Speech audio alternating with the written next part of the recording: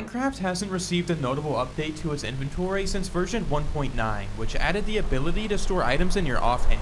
This update just turned 10 years old, but Mojang has been occupied with something much more important. I can't lie, this guy is pretty cute, so I can't be too mad. Okay, what the Since I can't trust Mojang to fix the inventory system that's been the same since literally 2011, I'm going to do the next best thing. An automatic storage room.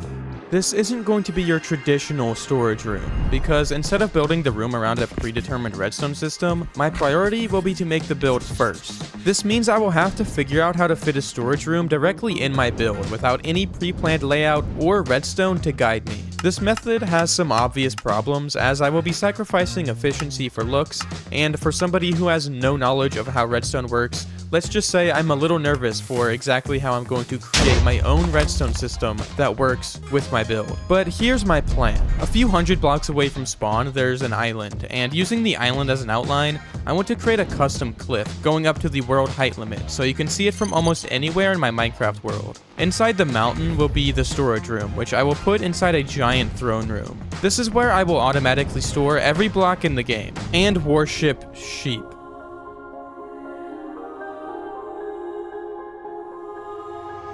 This project is way too big to go in without a plan, so in order to increase watch time, no, be a basic Minecraft YouTuber, keep myself on track, I've set up a 6-step plan. The first step being material gathering. To make my life easier, I want to start with the materials I need the most of and work my way down the list, starting with moss. I need about 44,458 moss blocks, which can easily be acquired with any semi-efficient moss farm, which is literally all of them. They're all overpowered, but sadly my moss farm is running low. And it's also completely broken. Moss farms work by bone mealing a central moss block and converting all the stone around it into moss. It turns out the stone in the farm had turned into cobblestone, which can't grow the moss. So after replacing the cobblestone with stone, the moss farm was back up and running. Since I already have an ender pearl chunk loader set up at the moss farm, the farm will just run in the background while I collect other materials. I'm definitely not going to have a problem later in the video involving ender pearl chunk loaders, but I did figure that if I was going to keep the moss farm loaded in the background, I might as well keep the iron farm loaded as well, since I would need it to produce iron for redstone components like hoppers that would be used for the actual storage system. So I also set up an ender pearl chunk loader for the iron farm. There we go. This one chunk should keep the iron farm running for the rest of the video. Hopefully. With the moss farm fixed, I can check moss and pale moss off the material list. Now I want to move on to the next couple blocks, acacia and pale oak logs. I need 20,000 of each block. Okay, I definitely don't plan on gathering all of this wood by hand. I've done the calculations and it would take about 17 hours. Okay, I might have lied. I don't know how long it would actually take. I just made that number up. Am I an awful person? Well, I guess that answers it. I'm not. I'm a good person. The obvious answer to all of my problems is a tree farm, but tree farms have a major issue, at least for me. They require insane amounts of bone meal just to run. There's no way tree farms aren't bad for the environment. I mean, the amount of fuel they take to run will definitely add an unsafe amount of carbon-meal dioxide and carbon-meal monoxide into the Minecraft ecosystem. I definitely should have just deleted this from the script. I don't know what I'm doing. This does mean that if I want to make a tree farm for the wood types I need, I also need to make a bone meal farm. Instead of spending time searching YouTube to find a bone meal farm to build, I just got the same schematic I used for my moss farm and rerouted some of the hoppers into composters instead of the chest, so the moss converts directly into bone meal. This is definitely not the greatest system in the world. It feels pretty cheap, but it should produce more than enough bone meal for the tree farm. The bone meal farm will be running in the background while I start to build the first tree farm. Yes, I mean the first tree farm. I decided to split the tree gathering into 2 separate farms, one for pale oak and one for acacia. These 2 wood types are completely different when it comes to automatically farming them. This is because acacia needs 1 sapling to grow a tree, and pale oak needs 4 saplings. And who said you couldn't get smarter by watching one of my videos? I chose this design by Big Booty 17. The farm produces 53,000 logs per hour. The farm works by duplicating TNT using a B-36 bomber to blow up the tree trunk. All I have to do is insert chests stocked with bone meal, ride minecart with saplings in main hand, flick lever to toggle the farm. How am I supposed to flick the hold use while looking at the dirt, and the player should place a 2x2 layer of saplings as the cart moves. I ran the farm for a few hours to get all of the pale oak logs I need for the build. All of this AFKing, and I completely forgot to mention why I'm even building this storage room. Beside the fact that I get really overwhelmed by the sheer amount of blocks this game fills my inventory with constantly, so I shove them in barrels, shulker boxes, and chests, and leave them throughout my world so I forget about it and don't have a panic attack, so I'm building an automatic storage room to rid me of this problem forever since Minecraft won't fix its inventory problem. I'm also building the storage room on this specific island for a reason, and that's because there's a naturally spawning pink sheep on the island. See, pink sheep are really rare, only having a 0.164% chance of spawning naturally. But to me, pink sheep mean much more than that. And that's because when I started my first hardcore world, I ran into a pink sheep. I paid a visit to him in almost every episode, until one day he despawned because I forgot to name tag him. I'm such an idiot. From that moment, I decided pink sheep was a divine figure, even making a vow to never kill another sheep again. When I discovered pink sheep again in my new hardcore world, I knew I had to make it up to him. So I'm dedicating this entire build to pink sheep and creating a throne room so he can have a special place to live out his days. But this is where all of the sheep worship gets a little crazy. While I was running the tree farm, I ran out of bone meal, so I AFK'd under the bone meal farm to restock the tree farm.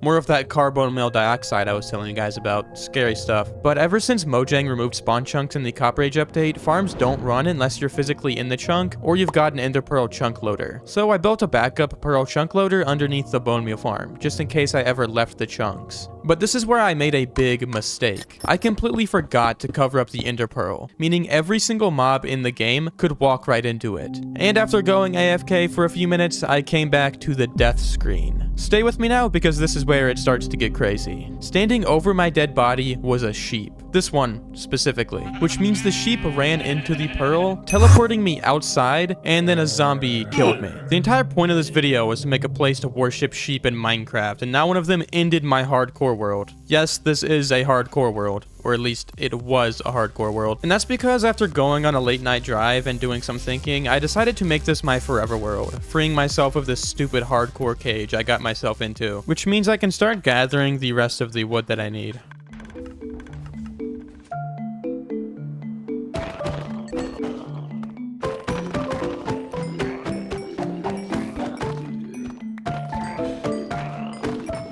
I really have transformed into a basic Minecraft YouTuber, haven't I? I am my worst enemy now. The reason I went on that little side quest is because I have nowhere to store the 330,000 items I need for this build. That's like over 150 shulker boxes. This should make a small dent in that number. Now I can actually start gathering the rest of the wood I need.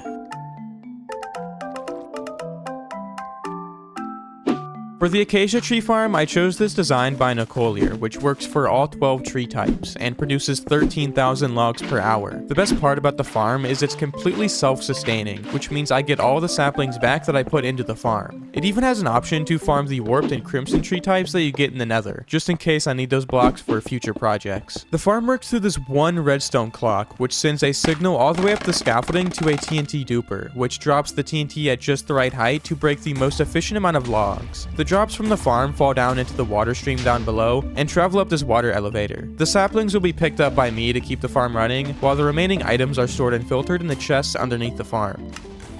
I ran the farm for a good 20 minutes before realizing that I didn't have a good way of supplying the farm with bone meal, so I'm going on a little journey to an icy biome so I can collect some blue ice. You'll see why I need this block in a second. I also ran into an igloo and even got lucky that it spawned with a basement, which is only a 50% chance. I cured the zombie villager and made sure they never saw any evidence of the outside world. I also hit 50,000 subscribers, which is insane, thank you so much. I then made it so the bone meal farm dispensed the bone meal automatically, built an on and off switch, and linked together the bone meal farm and the acacia tree farm, so I didn't have to worry about traveling back and forth in order to stock the farm with bone meal. This is where I used the blue ice to create a water system to transport the items. With the constant supply of bone meal, it made it so I could run the farm for a lot longer, and I finally have all of the wood that I need for the build. That honestly took a lot longer than I thought it would, but we did have some complications.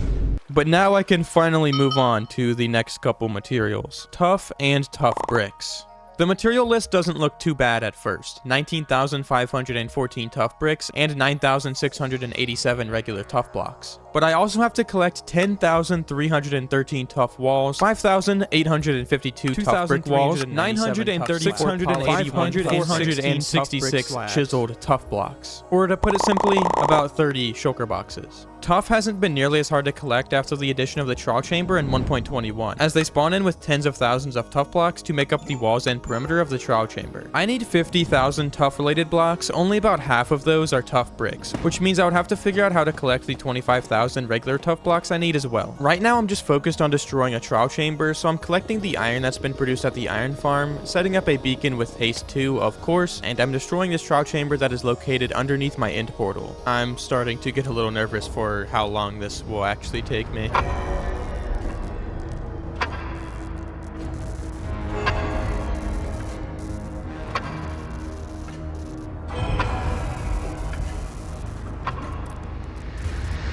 I just spent 2 days in real life gathering tuff blocks. Not only did I get the 25,000 tuff bricks I need, but I also got the 25,000 regular tuff as well. And that's because when you're mining an entire trial chamber, you occasionally run into these large tuff deposits alongside the tuff bricks along the wall. The deposits located around the trial chamber were enough to collect the 25,000 of each that I needed for the build. But I don't really have time to celebrate because I have to get onto the next material, which might be the most painful yet.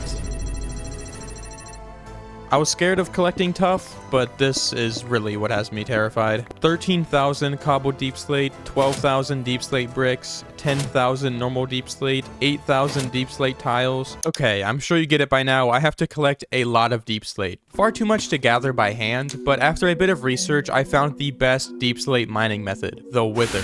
Oh my god. This method works when you spawn the wither in a very long tunnel deep in your world. After the wither spawns and goes crazy, you just need to get it under half health, and instead of being ultra aggressive, it just casually starts mining deep slate for you using smaller, more controlled blasts. This method does require me to place a ton of wither skeleton skulls, which means it's time to build another automatic farm. I first had to look at chunk base for a good location to actually build the farm. Soul Sand Valleys are the best place as they only really spawn skeletons, ghast, and occasionally an enderman, which means it'll increase the spawn rates for the farm. I had to collect a few items, mostly some building blocks, a few redstone repeaters, obsidian, 4 turtle eggs, and the last material I need is 14 stacks of nether bricks to create the spawning platform for the farm.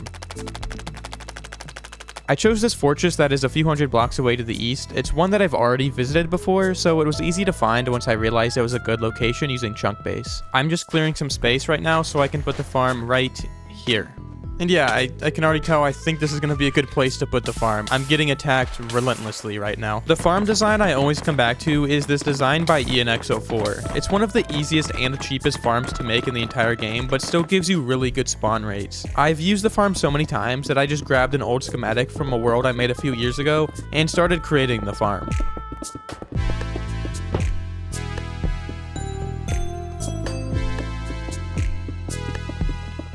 The last thing I need to do is place these turtle eggs on the outside of the farm. This will just make it so zombie piglins leave the spawning circle and despawn. Now I'm creating the killing chamber for the farm, which needs to be 125 blocks above the nether roof. With the killing chamber finished, I need to travel to the same place I created the portals, this time in the overworld, where I'm creating a bridge to transport the mobs to the portal on the nether roof, which is where the killing chamber is. I just need to place a few cobwebs because the mobs require a little bit of a cooldown before they can enter the portal. Now I just need to go through this portal, and after a few minutes, the wither skeleton should start coming out. Oh, well, would you look at that? One already came out. And we already got one. I've been running the farm for like literally a minute. After running the farm for about 20 minutes, it gave me 3 stacks of coal blocks, 11 stacks of bone blocks, and 46 wither skeleton skulls. And of course, all of the stone swords that I'm gonna need. That's a joke, I don't need those. In fact, they're dead to me. So now I can get started on actually collecting the deep slate that I need. The first step was getting down to a safe Y level where lava doesn't spawn. Once I got low enough, I started digging out one straight, seemingly endless tunnel until I hit deep dark. Okay, I'm gonna stop here. I don't really want to die to the warden. After all, this is hardcore Minecraft still. Ooh, diamond. The longer the tunnel is, the more deep slate I can get in one go. I'm essentially trying to get the best deep slate to wither ratio possible. With the tunnel finished, I spawned the wither at the entrance and immediately started chipping away at its health. Just enough to get it into that low health phase I was talking about. This is where it switches from large blasts to smaller, more controlled ones that are just used to mine deep slate. From there, I just continued down the tunnel, continuously punching it so it stays aggro.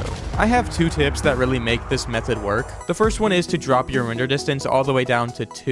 This prevents all the deep slate you mine at the entrance of the tunnel from despawning. And the second tip is, do not try this on Minecraft Bedrock.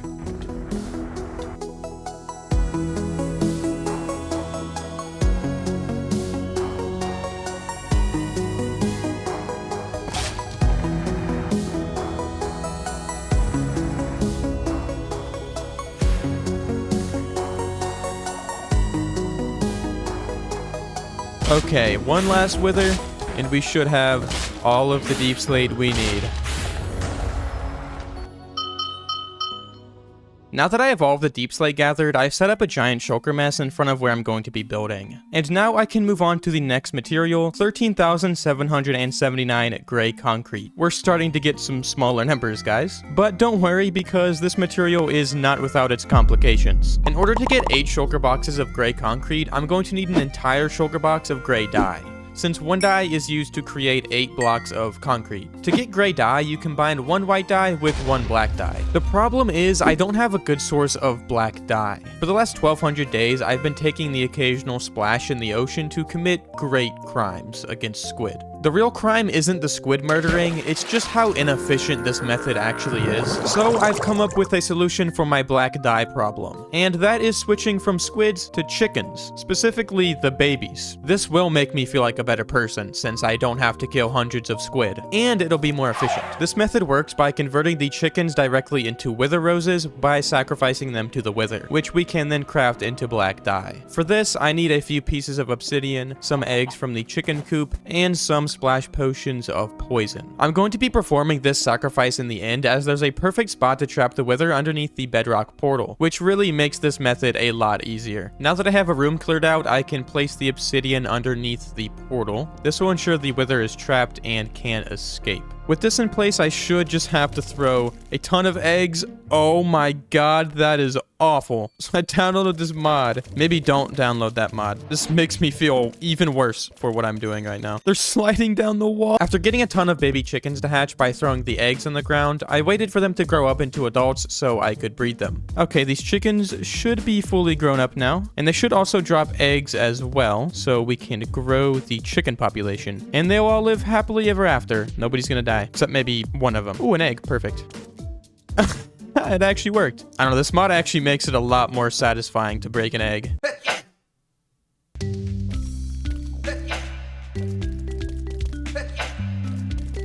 Okay, this should be enough chickens now. Okay, I splashed them with some poison. This will get them down to like half a heart, and they should die instantly as I spawn this guy. And now, when the wither explodes, all of these guys should die. Oh, that's great. Oh no. Ah! How did that happen? How did that happen? Ah! I don't know how he went through the bedrock, and I also don't know why it summoned the freaking bedrock wither. Why is he so high up? Get down! He's not taking damage! Oh my god, dude. I can't even see him anymore. Well, I got the wither roses that I need. That should be enough. Are you kidding me? Does he have aimbot? Oh my god!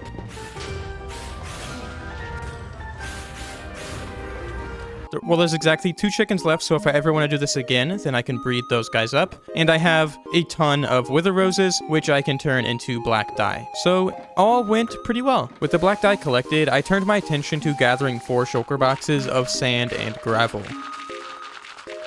Now that I have all of the sand and gravel I need, I set up base at my enchanting tower and started crafting everything down into gray concrete powder. I did run out of dye, so I ran the chicken processor one last time, which gave me enough gray dye to finish crafting all of the concrete powder. There's just one small issue with these 8 shulker boxes of concrete powder I've crafted, and that's just it. It's all powder. I need the regular concrete block, which needs to be put next to a water source block in order to convert. Doing this for all 215 stacks of concrete would take absolutely forever. forever. So I started setting up a contraption that would make this process significantly faster. This machine works by throwing concrete powder at me every time I break a block, and the blocks get converted into regular concrete through this waterlogged acacia leaf block. I ran this farm for longer than I would like to admit, but I did end up getting all of the regular concrete I needed for the build, which means I can finally check it off the material list and get started on the last few materials, starting with terracotta. I need to collect a few different terracotta variants. The one I need most is cyan terracotta, which means I also need a good source of green dye in order to collect the nearly 8,000 blocks I need. I could just go collect cactus in the desert, but what fun is that when I can create another automatic farm and never have to deal with this green dye problem again. This is just your average cactus farm that uses fences to break the cactus when they grow up, and the water streams send them into a hopper for collection. This system is so ancient, the original creator is probably lost to time,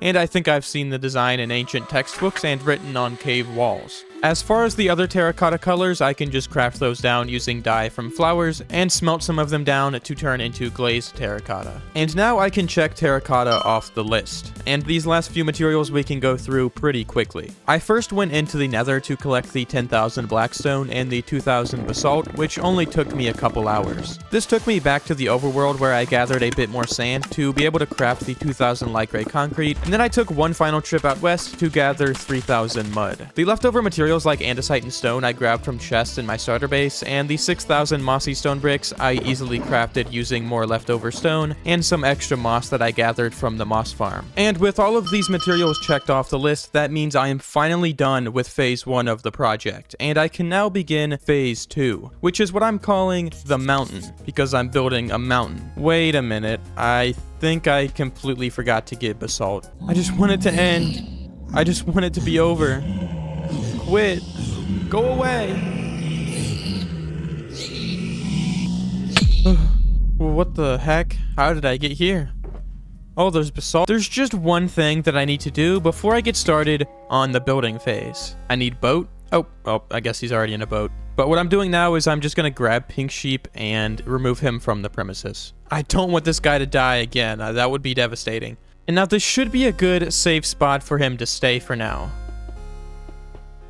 Excuse me? Now with Pink Sheep safe and protected with the help of a few iron golems, I can finally begin this mountain and be that much closer to starting the storage room, which is the entire point of this video in case you forgot, because I kind of did. With a build of this scale, you can't just randomly start placing blocks. You have to set small goals for yourself to make the process easier. I also couldn't load the whole schematic without my PC freezing. Okay, what the heck? So to get myself started, I'm going to be completing the left side of the mountain. My main inspiration for this custom mountain is this artwork by Ted Nasmith, which depicts Casterly Rock, a 2,100 foot high fortress directly built into the cliffside by the Sunset Sea. If that's too fantastical for you, it's actually based on a real place, the Rock of Gibraltar. It might not look like it from over here, but this rock has been a center point of some of the most important eras in human history. It all starts around 800 BC, when the Phoenicians used Gibraltar's caves as sacred sites, leaving offerings to their gods. Later, the Romans took over, calling the rock Mons Calpe,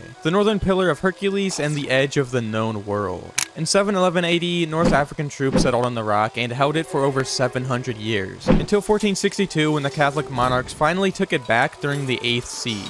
A couple hundred years later, in 1704, a couple Georges captured Gibraltar during the War of the Spanish Succession. Spain tried to retake it in 1705 and 1727, and failed both times. Then comes the Great Siege of 1779, which was the final attempt by the Spanish to take back the rock. The British were outnumbered 7,500 to 65,000. Those odds are insane, and there's no way the British would be able to hold them off, right? Gibraltar became a fortress once more in World War II, when the British carved out over 30 miles of tunnels into the mountain, basically turning it into an entire underground city. In 1942, Eisenhower used it as the base for Operation Torch. After the success, no one attacked the rock again. Today, Gibraltar is a tourist hotspot, nature preserve, and still operates as a military base for the British. They even hold concerts inside of St. Michael's Cave. Just knowing a little bit of the history behind the real-life location made me that much more excited to start building. The rock in real life is made up of limestone and dolomite, which give it that lighter tone, which could have easily been achieved in-game through sandstone and diorite, but I didn't want the mountain to stand out too much from other terraforming projects I'll do in the future. I went with darker tones at the bottom to simulate the moisture that would be coming in from the ocean waves, and erosion that would occur over thousands of years of saltwater hitting the rocks. As I kept building, the true scale of this project really started to hit me. Even though it doesn't look like much, the small section took well over an hour to complete. But after weeks of constant material gathering, this time spent building felt so rejuvenating. I used the deep slate blocks to act as shadows, with lighter blocks like acacia wood and tuff to create highlights for further depth. These are details you really notice when you look at the build from far away. Up close, they can look a little disgusting.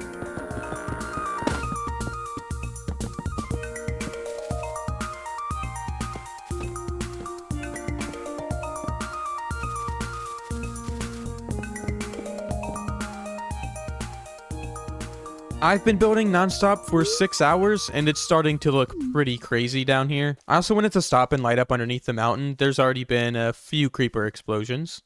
Progress on the mountain was going a lot slower than expected. I guess I underestimated just how long it would take to place 300,000 blocks. At this point in the terraforming process, I started brainstorming ways to make building more efficient. For really any type of survival building I do, I use this mod called Lightmatica, which has this beautiful feature called Easy Place. This feature allows me to hold right click and place blocks into a blueprint, removing all thought from the building process, which allows me to shut my brain off and just build. But the thing that has slowed me down the most is inventory management. I kept having to fly up and down the mountain to get resources from my shulker boxes. This alone probably took at least an hour of time I could have spent building. Not to mention this takes even longer with every layer of mountain I complete. So I've made my decision. I'm going to build something else. Subscribe, subscribe, subscribe, subscribe. Oh, it's raining. My subscribe is gonna get wet. It's gonna get wet. I don't really know what that was, but I did find this mod called Take It Out. Instead of Easy Place pulling materials straight from your inventory slots, it pulls them out of shulker boxes that are in your inventory, essentially removing that entire problem I had with inventory management. Maybe this isn't the best solution going forward, but specifically for this mountain, man, it made things so much easier and prevented another panic attack. If you think this is cheating and your entire opinion on me has shifted because of this mod, I just want you to know.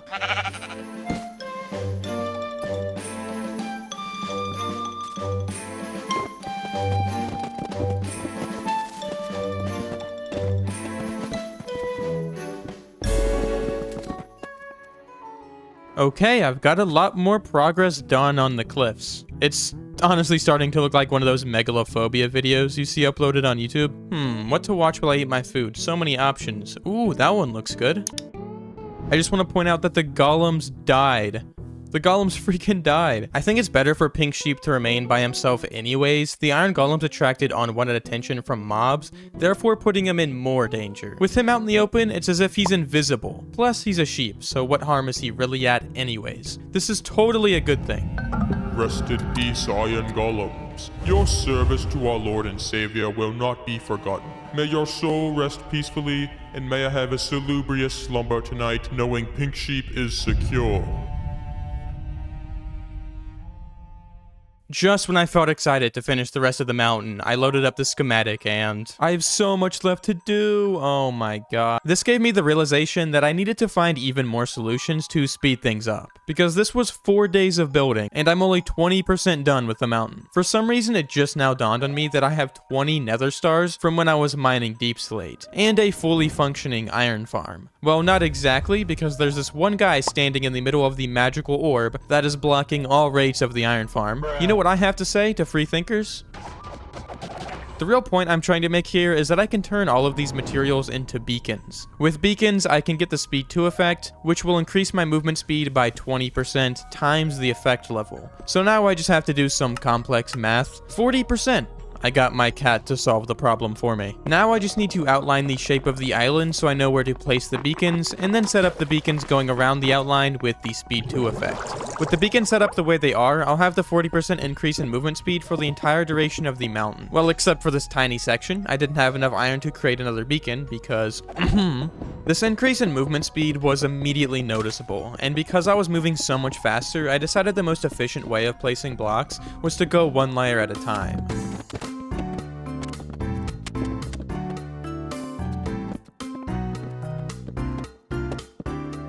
When I finally started to make real progress on the mountain, I encountered the most unexpected problem so far. As I began on the next layer of the cliffside, a thunderstorm began. Now, because I'm a Minecraft veteran, I knew that thunderstorms meant mobs would soon spawn around me, so I flew down the mountain to my bed in order to sleep through the storm. And what I saw next is the worst thing that could have possibly happened.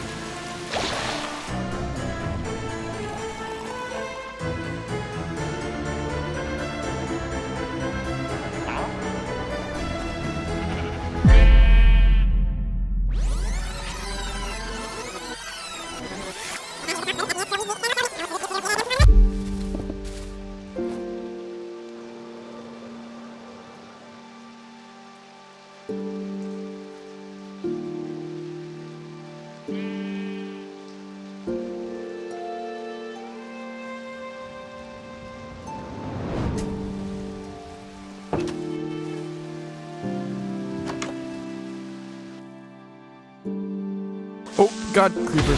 Why is there so many zombies? Oh my God.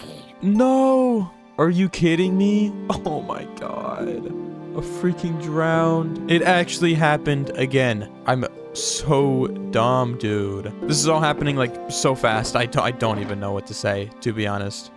Everything I had spent countless weeks working on, the planning, the material gathering, the building, all came crashing down on me because of a single trident. And this stupid mason villager who made Pink Sheep a pink shield, but it's okay because he got what he deserved. Now, we can't sit Pink Sheep on the throne, but I can honor Pink Sheep by finishing the rest of this build. I took all of my anger, frustration, and regret and put it into each block I placed, and the last section of the mountain was by far the easiest. It took me just as long to finish this last 80% of the mountain as it took me to finish the first 20%. So after 4 days of building, we are finally done.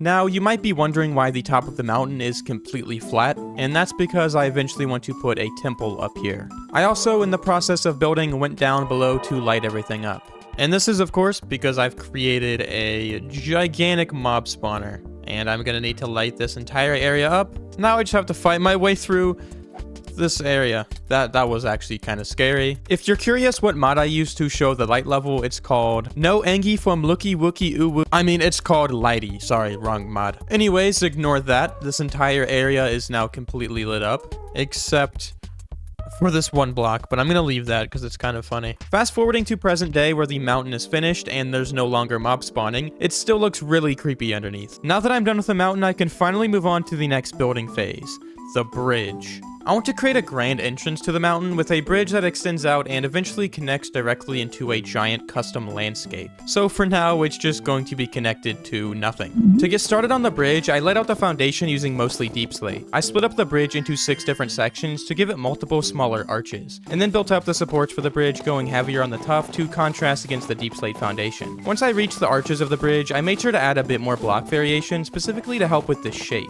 I did this by combining walls and full blocks to get a little bit of extra depth. I'm using this bridge from Elden Ring as a reference for the shape of the build. I noticed it had these things sticking out from the tops of the archways, so I decided to do this myself using more walls and gray glass. With the main platform for the bridge in, I began building the railing, this time using open fence gates to manipulate the shape of the walls, without adding that slight gray tint you'd get with the stained glass. I find that building often comes down to these really insignificant details, but once everything comes together, it really helps with the overall composition. Now it's time to create the actual building that'll serve as the entrance to the storage room. For this, I want to do a church-like building with a couple of tall towers and a structure in the middle for the entrance. There was just one thing preventing me from building the rest of the entrance: copper. Trial chambers aren't very rare, and they spawn with thousands of copper blocks. But the issue isn't the copper itself, it's the honeycomb. The only access to honeycomb I have is this automatic farm I set up in this random house in my farming village. While this farm looks like it would be really efficient, it doesn't produce nearly enough. So I crafted a bit of redstone and located a few beehives so I could make a more efficient farm. I decided to put the farm in the tower right on top of the hill that overlooks my farming village. This tower conveniently has a yellow and white banner already, so I came up with the name Honey Hill. I know, I'm very clever. Underneath the tower had extra room from when I did my own terraforming, so I stuck the honeycomb farm in there. The design is super simple, but will supply me with all the honeycomb I think I'll ever need. And with this farm in, I really don't have to worry about honeycomb ever again in this world. This is an insanely efficient farm, and I can get back to building. To start on the entrance, I connected the land from the mountain to the bridge. Then I started building up the tall church-like towers on the left and right side of the main entrance. For this build, I decided to go with a Gothic architecture, which is super fun to try to recreate in Minecraft because of just how many small details there are. I find the shelf block to be the perfect block to use for the style because of that tiny indent on the top and bottom, which totally reminds me of the small details you see built into Gothic towers and windows.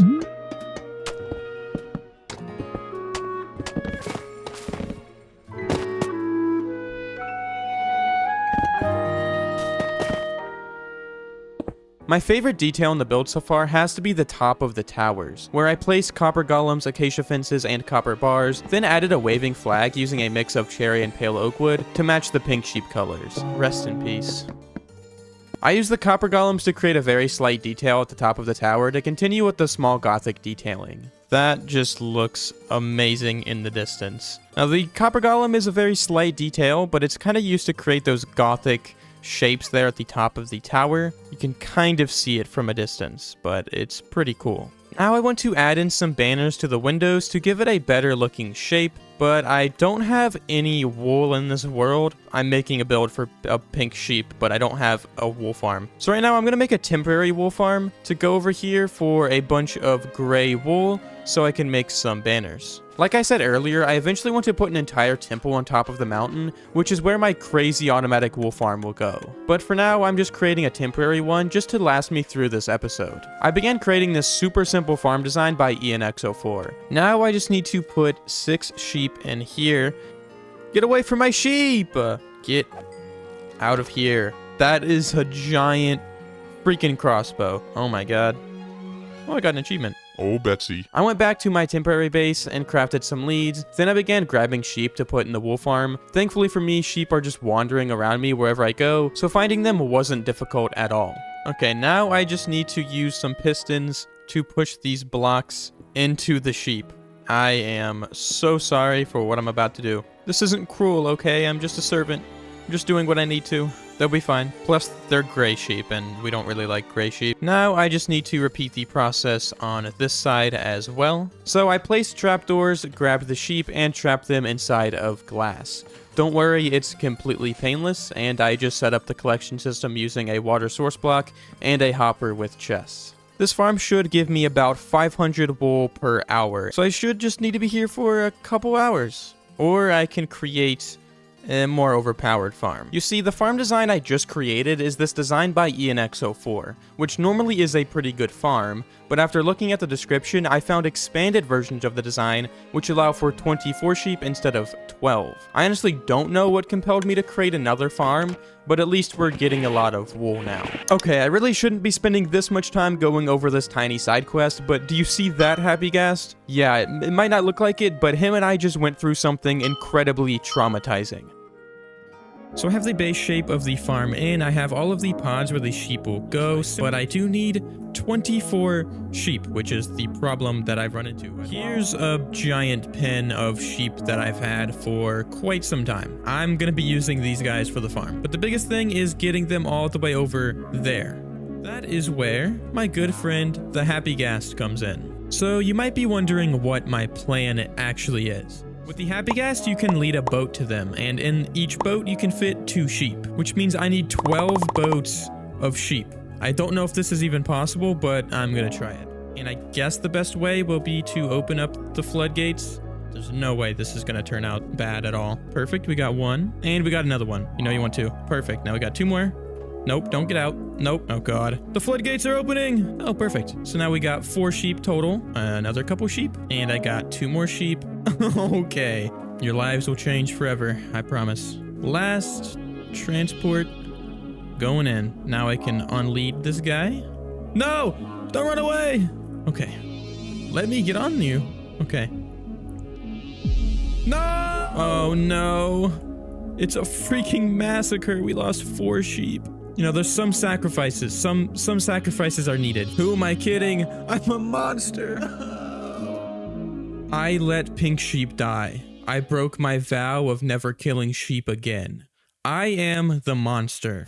The reason I needed gray banners was to do this awesome build trick using the backside of the texture to create really detailed window panes that you get from the tiny wooden cross section. I also put in some custom banners on the bottom of the towers to look like windows, which is a build trick that really only works from a distance. After that, I put in the door using spruce and dark oak, and the entrance was just about complete. After weeks of building the exterior of the mountain, it felt like a nice change of pace to get started on the actual storage room. I started by creating the entryway, which has tall ceilings and a couple doors on either side, which I'll eventually use to expand the interior, maybe leading to the giant wool farm I'll make someday. I cut out some indents in the walls and placed gray glazed terracotta inside, then spawned in a couple copper golems to serve as religious statues. I'm going to be using copper golems in the storage system, so I thought it would be a nice touch to add them to the build. I began working on the next part of the entrance, which is this giant hallway that I plan on expanding as I build up the interior of the mountain. Yeah, I plan on filling up the entire interior of the mountain someday as well. Maybe, I don't know. I added in some small candle holders to the hallway using a mix of copper blocks, which did a good job of filling in the space. This reminded me that I forgot to add one to the front of the build. This time I used copper golems, jungle fences, and copper blocks to create these gothic candle holders. I never thought I'd use copper golems as a building block, but it works, and I love it so much. To complete the hallway, I wanted to add in some pink banners, similar to the ones I added in my whitestone castle, so I spent the time creating a few banner designs using pink banners and gray and white dye. I put the banners up on the wall in a vertical pattern. This way the banners connect to each other and the gray outline blends right in with a deep slate wall behind it. I can't wait to have different banner designs for each kingdom in my world.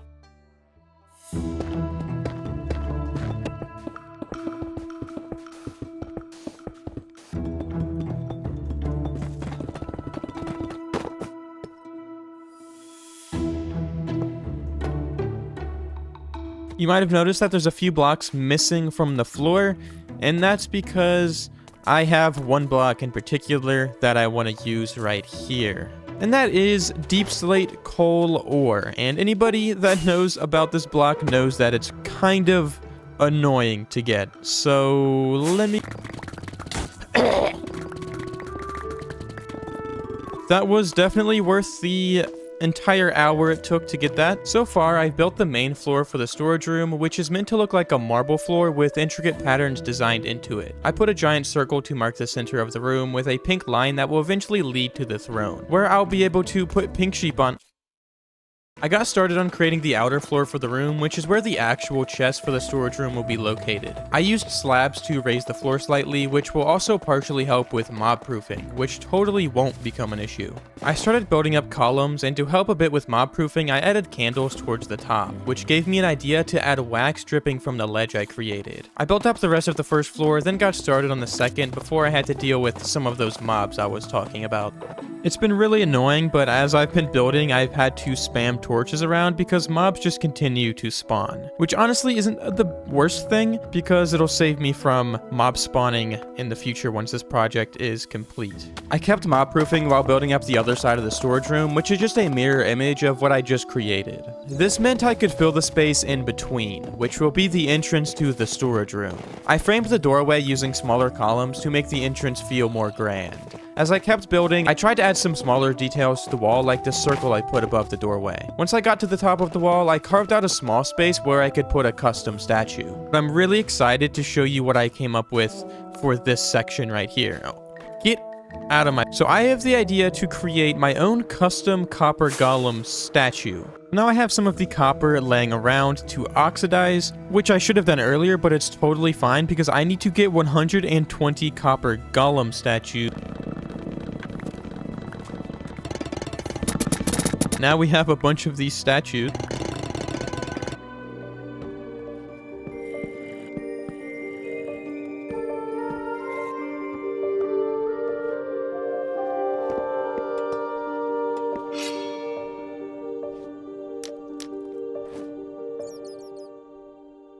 This is one of 3 statues I plan on putting in the storage room. After building the first statue, I started finishing up the front of the room by completing the ceiling. I did my best at creating a vaulted ceiling using deepslate to contrast against the tuff that makes up most of the room. Then I began working on the other half of the room by creating the same columns and archways, eventually connecting it to the first half with a big archway in the middle. I built up a bit of momentum and started working on the final corner of the room, connecting it to the ceiling I made on the left side.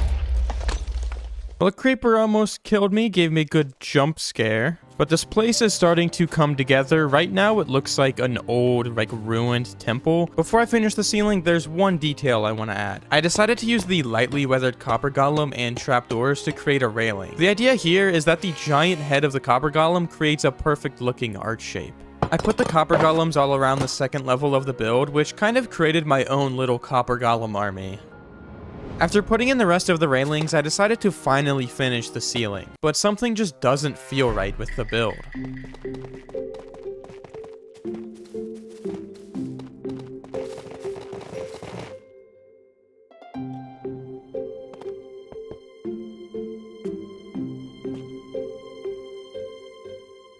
You might notice there's a large section of the wall that is missing, and that's because I want to add in some stained glass. And that is exactly why I have this shulker box of magenta, pink, purple, and black glazed terracotta. And with these, I can create a very small gradient going from black to pink. And I know these textures look weird up close, but I have an idea that will make them blend even better together. But before I could go over what I had planned for the stained glass, I had to fill in each tiny window with the glazed terracotta, which was kind of a painful experience, as I had to parkour around the build in order to place each block individually. With that complete, I started placing glow lichen on each terracotta block, which hides the texture while also giving it a subtle glow. So when you're looking at it like that, you can still see the color of the terracotta and some of the texture, but it just blends it in a lot more. And that's going to be noticeable once you get up to the awful magenta glazed terracotta.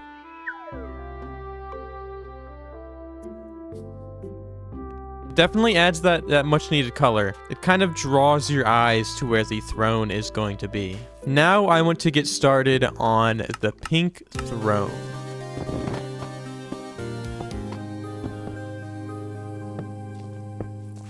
But sadly, I'm stupid and I can't even get Pink Sheep to sit on the throne anymore. So, okay. Well, after feeling guilty once again about Pink Sheep's demise, I began taking my frustration out on my mouse by placing the rest of the blocks, completing the west wing of the build. This is where I built the second statue, raised slightly on its own platform with candles surrounding it. Each statue serves as a protector for the ancient throne. With the west wing complete, I started building the east wing, which is essentially identical, except for the third and final statue, which serves as another protector for the throne.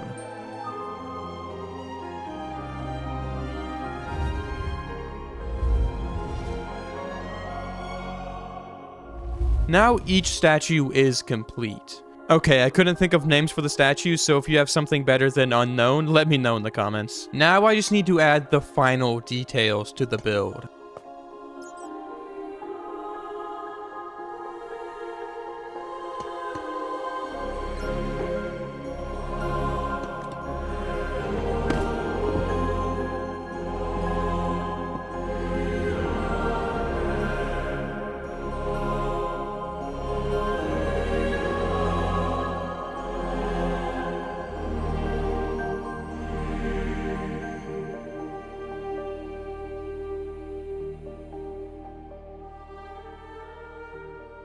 With all of this finished, I can now begin the next phase of the project, which is just what I'm going to call the automation phase. Before I get on to the next few phases of the project, I just want to say that if you enjoy this build, make sure to check out my Patreon, where you can download this entire world for $5, or you can become a member to access previous build schematics and much more. This video took me forever, and the Patreon support is a huge reason I can keep putting this amount of work into each video. And from the bottom of my heart, thank you so much for supporting me. I know I look like a genius, but trust me, I'm far from it. So instead of spending my time learning Redstone, I instead took to watching a bunch of YouTube tutorials on storage systems to figure out which ones I could fit in my build. The problem is spacing. I put a bunch of small holes in my build in order to make room for chests, but they are just so far apart from each other. A normal redstone system maximizes the amount of storage you can put in a small space. Mine is the complete opposite. What I want to do is combine two different redstone systems, where half my storage room is used for bulk item storage and the other half is multi-item copper golem storage, using these designs I found by iCraftMC and Cubic Meter. Before I could start building the system, I needed to collect a lot of redstone. So I now have collected all of the redstone that I need to complete the whole storage system. The first step is to start on the initial loader for all of the blocks that'll go into the storage system. Now I just need to put in a water source and add some kelp for water source blocks, and when I break this, I'll get shot up through the water. So now my goal is to wrap this initial system around the entire build. As I was getting ready to start on the next part of the redstone, I realized this entire system was set up for failure. Remember when I said I was going to prioritize the build over the redstone? Yeah, I might have taken this a little too far because I didn't even test the system before I loaded the schematic into my world. The issue is every single block I have laying around will go through this one double chest, and that's just not enough. My solution is a shulker box unloader, which is obvious for a storage room of this scale, so I watched another tutorial and here's my own Wombaat redstone, Wombaat stone. So essentially the problem was that this system would get overloaded way too easily, so I created another chest where the shulker boxes will go. This will end up in the shulker box unloader, which will transport the empty shulker boxes into a barrel that I have set up, and then the items that'll get shot out of the shulker boxes will end up back in the system. Now that I have the new system laid out, I just have to bring it into the survival world.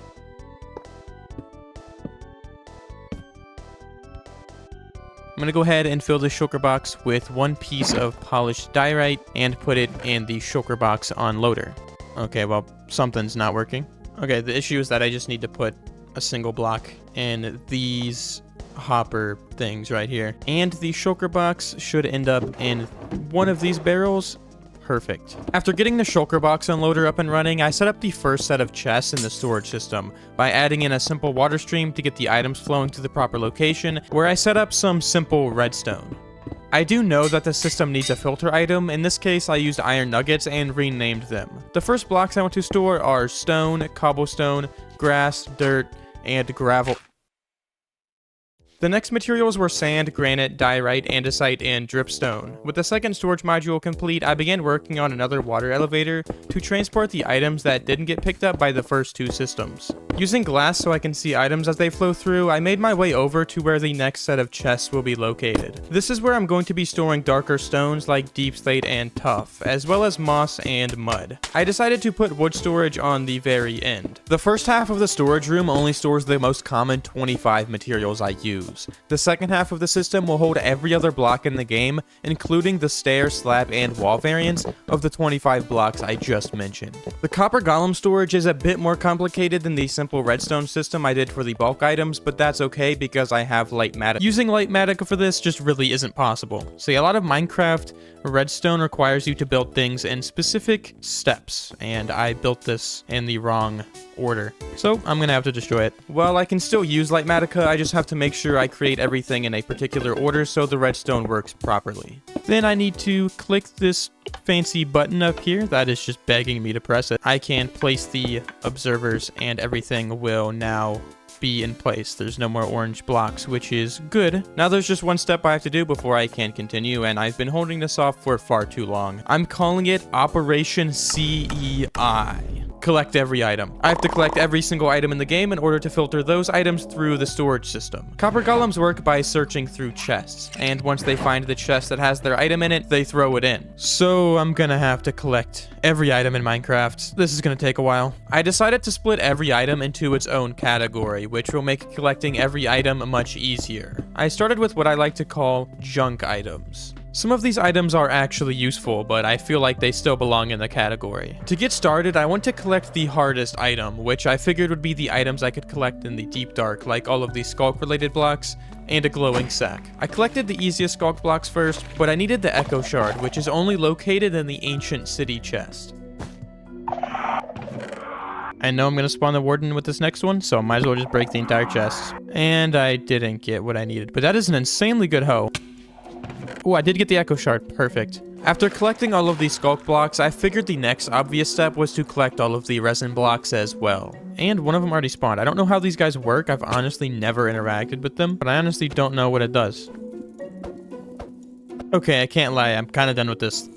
Every mob wants to kill me. So now I have the resin clump, and I can later craft all of the resin into resin-related blocks. After that, I went to the savannah to collect the warm egg variant. While I was there, an armadillo also dropped its scute, which also counted towards the junk items. From there, I went back home to collect items I had lying around in chests, which marked a good amount of items off the list. I'm now over 1,500 days in this world, but I've still never traveled into an ocean monument, so I decided to explore one next in order to collect the prismarine items. Okay, we got prismarine crystals. I don't remember how to get the shards, to be completely honest. So I got prismarine crystals and shards. I also got a wet sponge, which kind of removes another obscure block off the list, but I know I can grab some dry sponge as well. I just have to find it. I found the sponge room and also collected some prismarine blocks to get them out of the way as well. The next block I need is rabbit meat and rabbit foot. Weird combination, but I got raw rabbit. I also need rabbit hide. So I got hide. And it dropped 3 rabbit. I got 3 rabbit from 1 rabbit. That doesn't make any sense. Oh my god. Oh my god. I got it. Okay, that actually didn't take that long. The next item I need is a Heart of the Sea, which I surprisingly don't think I've gotten one in this world. Yeah, that was a common theme. I haven't collected a lot of blocks and items in this world, so I had a lot of work to do. With that being said, I found the Heart of the Sea, which was hidden extremely well by the ocean floor. What are the chances it's on this piece of gravel? 100%. Okay. I went to the spruce biome to collect the cold chicken egg. After that, I went through the pain of breeding turtles in an attempt to collect the turtle scute. This is not your habitat. You're not supposed to live here. While I'm waiting for her to hatch eggs, I do need some ink sacs, and I also need some clay balls. Where she finally laid eggs, these are going to take a few days to fully hatch, so sadly I'm just going to have to grab them for now. The last place I have to visit is the end for popped coarse fruit and a shulker shell. Now that's every single junk item collected except the turtle scute, which will have to wait until these turtles hatch. With the junk items collected, I have 1 of 11 categories finished. And honestly, I don't want this video to be 2 hours long and bore you all with collecting every single block in Minecraft. So I collected a sniffer egg, a nautilus shell, every single coral block, red mushroom block, dead bush, cobweb, crying obsidian, ice, polar bear, wait, what? Hanging roots, mangrove propagule, cocoa beans. I also set up a pen to breed sniffers in order to get torch flowers and pitcher pods. I feel like I'm playing Pokemon over here. But that means for this chest, I am pretty much done with the organic blocks, except for every flower. Now, really the last 4 items I need for the flowers are the sniffer-related flowers and also an open eye blossom and a closed eye blossom. The good thing is there's actually a pale garden biome a little bit closer than I initially thought, and I'm pretty sure in order to get the open eye blossom, we have to wait till nighttime.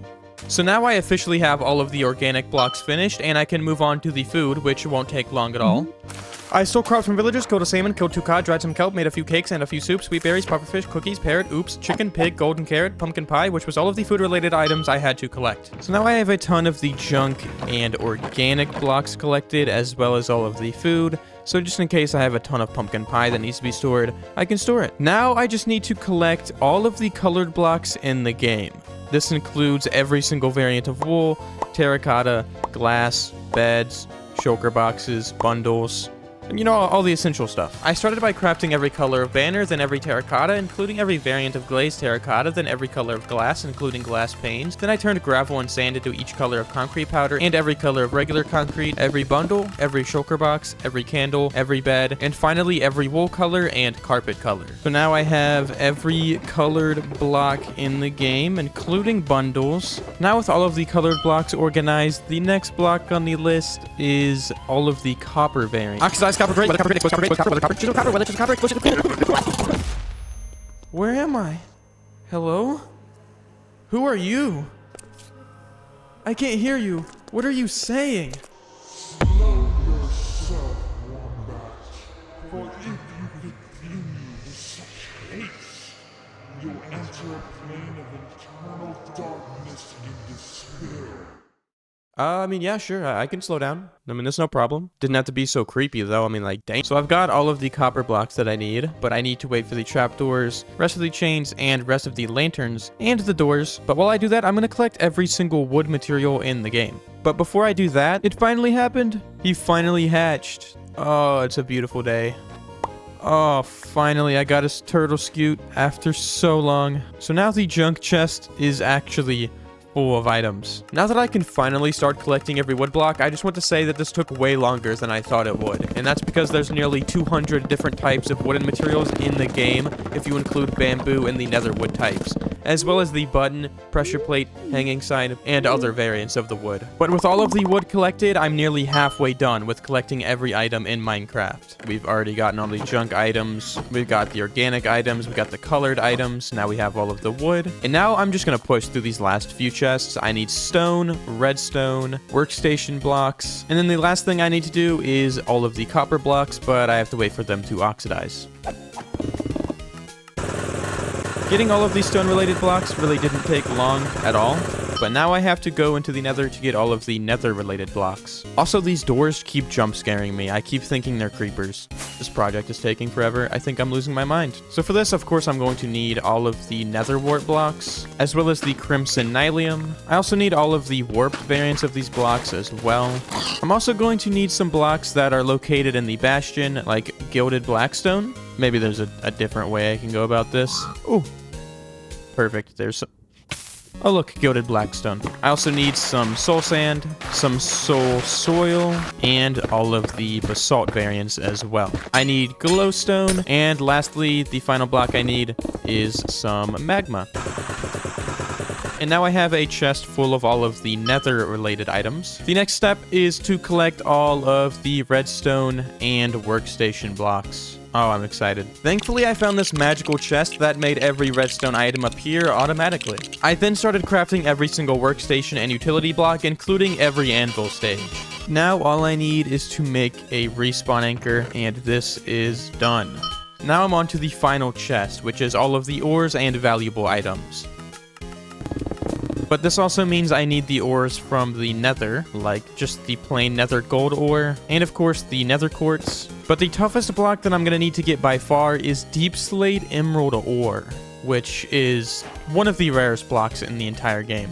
Now I do know that there's a pretty deep cave underneath this iron farm. Oh, while I'm down here, I can collect the lapis that I need, and the copper as well, but I'll be honest, I don't really know exactly how I'm gonna find this deep slate emerald ore. I found some other ores I needed, but there was another block that would prove to be very difficult, and that's regular diamond ore. The ore distribution in Minecraft makes diamonds more common the lower you go in your world, and emerald ore gets more common the higher you go. So this middle ground between deep slate level and regular stone is the only place to find both blocks. The ore distribution chart led me to Y-2, which is right where deep slate level starts. From there, I started strip mining, which really brought me back to the early days of playing Minecraft, when I'd strip mine at Y11 for hours. And after a little bit more research, I've just discovered that this biome essentially just prevents me from finding deep slate emerald ore, so I'm looking in the completely wrong spot. So essentially the issue that I'm running into is that emerald ore just doesn't spawn in deep dark dripstone caves or lush caves. So essentially this block is like almost impossible to find. The reason emerald ore can't spawn in deep dark, dripstone caves, or lush caves is because they are considered their own biome. Those biomes not being high elevation, which means no emerald ore. The Cherry Grove counts as a high elevation biome, meaning emerald ore still has a chance to spawn. It also means it's less likely there will be deep dark spawning underneath. So this Cherry Grove biome that has no deep dark underneath it will be the perfect spot to find the emerald ore I need. So what I need to do is just dig straight down to -2 and do exactly what I was doing. Going into this, I had only heard awful things about deep slate emerald ore, about how hard it is to find. It's the rarest block in Minecraft. It's more rare than ancient debris. And let me tell you, it's not that bad. It didn't take me very long at all. I wasn't even very excited when I found it. Oh my god. Oh, I'm so glad I ran into this little pocket of water. So now all I need is just regular gold ore, diamond ore, copper ore, and a nether star.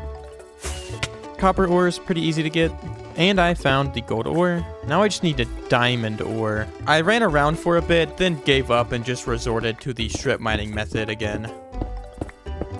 Oh my god, that took too long. That took way too long to find. So now I have every item that I need to put in the storage room, minus all of the copper, which is somehow not oxidized. So I waited around for the rest of the copper to finish oxidizing.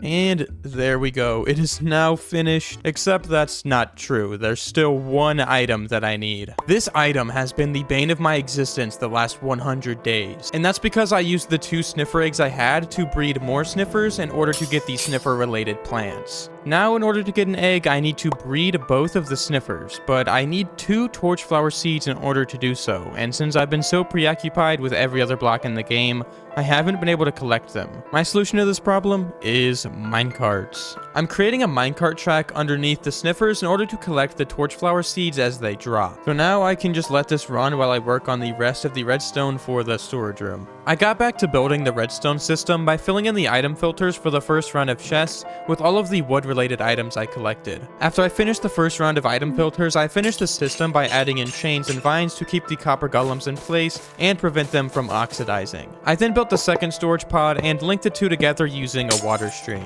From there, I filled the item filters with all of these stone blocks, then created the last pod on the far side of the build where I put the item filters for the dimensional stone blocks and copper blocks. To get the items flowing up, I created another water elevator which will send the leftover items into the next section of the storage room. This is where I put all of the natural blocks like foliage, food, crops, and mob loot, as well as all of the ores, workstations, and redstone items. And with that, it was finally time to make the last pod, which is where all of the colorful blocks will go. This means the storage room is almost done, except there's still one item I haven't put in the filter: the sniffer egg. It's been a lot of time. I'm hoping I just need 1 more. I have 8. Okay, that's definitely a lot. But now I have to breed these 2 guys and get an egg. God, they're so big and stupid. Like, give me the egg. What are you idiots doing? Okay, I'm just gonna give these guys more space because they just aren't doing their job. Did they just forget that they're pregnant? Where are you going? There's no way. You just dug up flowers instead of laying an egg. Lay the egg. Am I missing something? God, like, the snout literally looks like it has a face. You're so ugly. You have to do it. Oh, they dropped the egg. Oh, wait, I'm stupid. That means the minecart picked it up. You know, that doesn't make any sense at all. Like, why would they just immediately plop an egg on the ground? We have the sniffer egg. Okay, we just need 1 of them. Which means the final thing I need to do in order to complete the storage room is put all of the copper golems in place. 1, 2, 3, 4, 5, 11, 12. So now they are all in the system, and I just need to place those slabs back. Now that I have that done, I'm going to add 12 copper golems into each compartment. And now we have the copper golems in the second unit. And the third unit is filled up with copper golems now. And now it's time to add the copper golems into the final unit. And that was the last copper golem. So now our little helpers are in the storage room. And I mean, it's just so cute, isn't it? The final addition to the storage room is this overflow system I added to the end of the room, which will collect any items that don't get picked up by the copper golems. Speaking of copper golems, I also let one roam around the storage room freely out of the kindness of my heart. If you don't convert in 3 seconds, I will kill you. Convert into a statue. You know what? He'll just roam around. Now it's time for the final phase of the video. Operation Organize. Operation Organize is pretty simple. I'm going around my world and collecting every single shulker and chest monster to bring back to the storage room in hopes of solving this really bad organization issue I've created for myself. I didn't stress test the system beforehand, so this was the first time seeing everything in action, and the system worked perfectly. It's been 600 days in-game and 3 months in real life since I started this project, but there's still so much left to do with the build in the future, like the temple I'll put on top of the mountain, the major port city that will sit underneath, and the giant custom landscape I'm going to connect to the island eventually. So if you want to see more, make sure to stick around, and thanks for watching. Also, thank you to the channel supporters. This video would not be possible without you.